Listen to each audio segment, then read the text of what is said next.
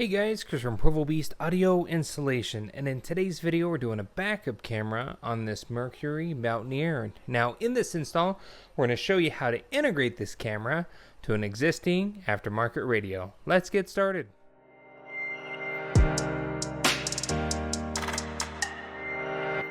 Now one quick thing to note, this Mountaineer is going to be almost identical, if not identical, to a Ford Explorer. So if you have a Ford Explorer, this is the install video for you. Let's head to the bench to show you the camera that we're going to be using for our install. Okay, so here at the bench, the camera that we're using for our install today is this AutoVox license plate mountable camera. And the benefit of this camera type is you don't have to do any drilling to mount the camera to your rear of the vehicle. This will bolt up back behind the license plate and be sandwiched between the plate and the vehicle itself. Now the benefit of this camera, it doesn't have LEDs on it, so we can actually run this on accessory power or switch power, and it can be on whenever the vehicle is running or when the radio is on. The benefit of that, it allows us, based on the radio, to peek on the camera in other instances besides just being in reverse. It's pretty cool to have that feature. At this point, what we're going to do is hook this camera up to switch power. We don't need a reverse trigger because in our first video where we installed the radio, our smart harness provides that trigger on our behalf.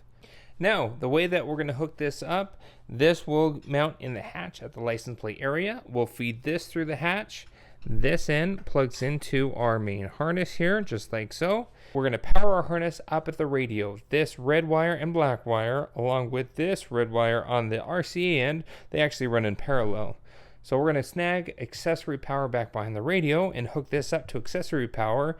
We're not going to use this as a trigger because, again, our smart harness is providing our radio trigger for us for our backup camera. So we're instead going to repurpose this wire to be an accessory wire. So we'll hook this up to accessory. It's going to power the camera. We don't need to hook up this red end. We'll just ground the camera, and it's going to power the camera whenever the radio is on. Again, the trigger wire, I can't stress enough, is provided by our pack harness, and we're using the pack RP4FD11. You can check that out in the other video, which we can link in the description for you. So at this point of time, let's head to the car and start disassembling the rear hatch so we can start running our wire.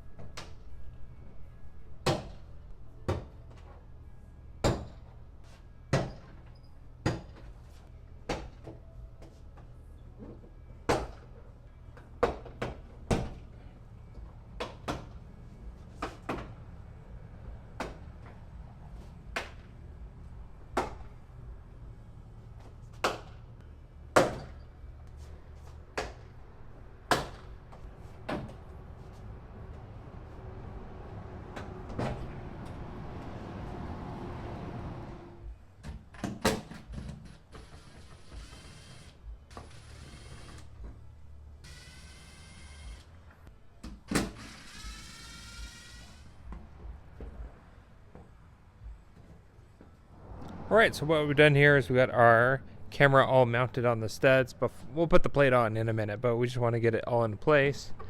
And we fed basically our wire up and through that grommet there. We just put a little slice in the grommet. We don't want to pinch the wire, but we still want to maintain a seal up and around that grommet area. So we put a little slice into it, put it in, and then it seals up and around the wire.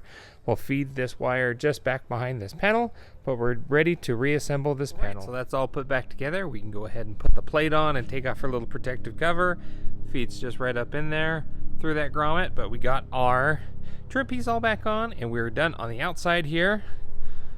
This obviously passes on through up underneath here, as you can kind of see right there. And we fed this along the factory loop, zip tying it here.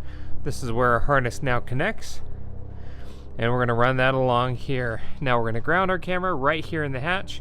This black with the white stripe is going to be our ground that we want to connect into, so you can either use a T-tap, but in our case we're just going to strip it back and just solder right on there. The hard thing is we're going to have to run our wire through this boot. This boot's going to be the hardest, so we popped it down and popped it up here. And we got a metal hanger. What we've done is fish that metal hanger through that boot, we're going to connect our wire to the end here. We're going to tape it really well, and then lube this up like crazy with some soap and water. This is a very tight grommet, but we still need to pass our video wire through. So we'll lube that up, make it really slippery in there so we can pull it from this side, fishing our wire through. It's going to go through the top here, under this panel. We're going to work our way down and move it forward, working our way to our dash cavity.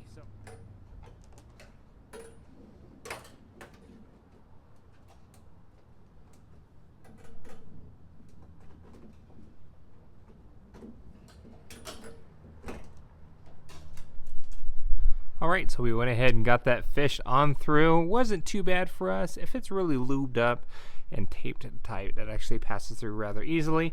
We pulled this guy on down so we could pull our wire out here. So now we can reassemble the boot here. Got everything zip tied all the way down. This is where we made our junction. It comes with a big piece of heat shrink to cover that connection. We'll zip tie that on up there so it's up and out of the way. As for power and ground here, remember we're going to hook the other red wire up to accessory back behind the radio, so we don't need this here. And then our ground, we're going to ground it right here, which is the black with the white stripe. So we'll make that ground and we're going to solder on. We just strip that back ever so slightly and we'll solder on there. Again, like I said, you can use a T-tap or make your own ground. We went ahead and heat shrunk and insulated that so it doesn't ground out anywhere. And we're going to tape up that connection once we get that all soldered. So basically this is all done here, fed it through. Now we need to run this down the D pillar here all the way along the bottom, and we're going to work our way forward under panels all the way to the radio cavity.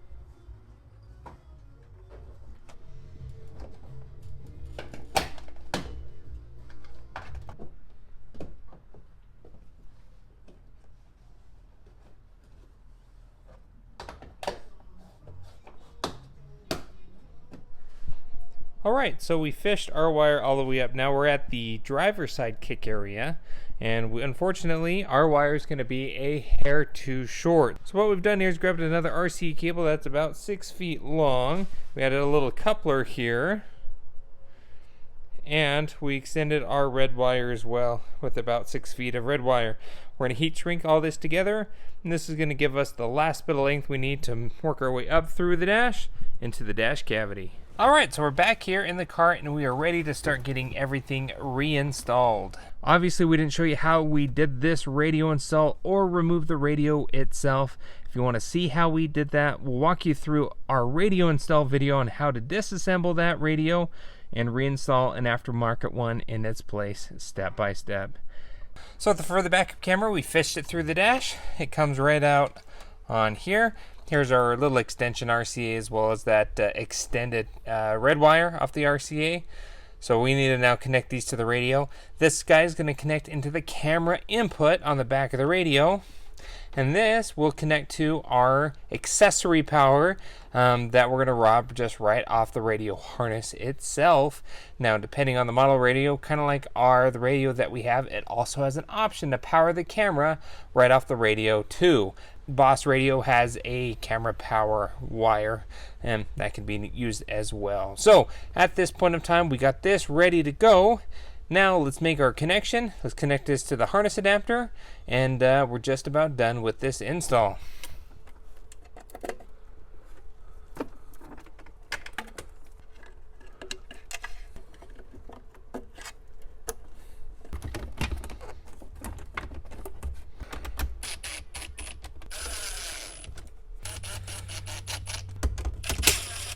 The radio's all mounted, looks great. Let's go ahead now and work on reassembling the dash here. Now my suggestion is hook up your airbag light here and do a little test. Make sure everything's working before you fully get this all put back together. I'm gonna do that real quick.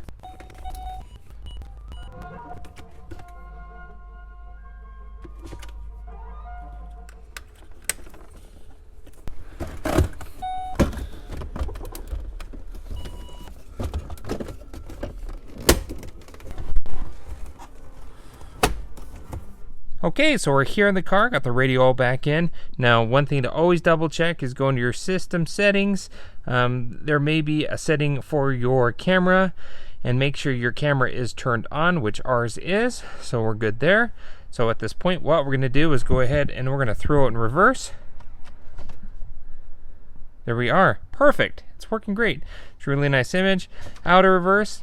Now, since we wired this camera, powered and on whenever the key is on, we can go to camera and actually see that here. Now, this does have a front camera input as well, which we're not using at this time, but the back camera is working great.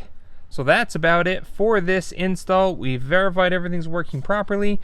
Thanks again for watching. Be sure to hit the like button if you like what you saw, and don't forget to subscribe. We post great content on the channel all the time, and we will see you in the next video.